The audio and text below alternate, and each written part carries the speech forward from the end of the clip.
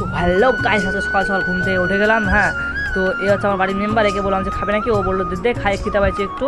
তো আমি তাড়াতাড়ি ওকে ঝটপট করে খাবার দিয়ে দিলাম। তো দেখতে পাচ্ছ ও খাচ্ছে তাড়াতাড়ি করে। তো এরা হচ্ছে বাড়ির পাড়াদার আমাদের মানে শ্রমিক, মানে সিকিউরিটি গার্ড বলে। এটা হচ্ছে আমার বিএমডাব্লিউ গাইস, এটা হচ্ছে আমার নিনজা স্টোয়ার। তো এখন একটা সকাল সকাল 12টা বাজে গেলো। তো 12টা বাজে এখন আমি একটা বন্ধুকে কল করলাম। তো ওকে বললাম যে চল একটা জায়গায় যাবো, তো চলে আসলো সঙ্গে সঙ্গে। হ্যাঁ, বাড়ির পাশেই মানে কল করলাম। তারপর আমরা দুজনে একসঙ্গে চলে গেলাম গাইস, দেখতে পাচ্ছ চলে যাচ্ছি এখন আমপাড়াতে। হ্যাঁ, চুরি করে আম খাওয়াতে একটা আলাদা মজা। তো এখন বসে আছি এখানে গাইস। ও বলে দাঁড়া একটু পাড়াবো, একটু রেস্ট।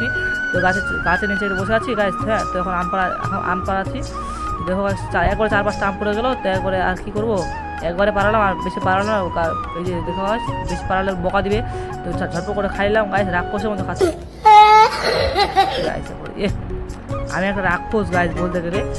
খাচ্ছি কি গাইস, একবারে মারাত্মক। আর ও তো খাচ্ছে আর আলাদা লেভেলের একবারে। ও আস্তে আস্তে খাচ্ছে, ও ভদ্র তো গাইস একটু, আমি তো অভদ্র না গাইস।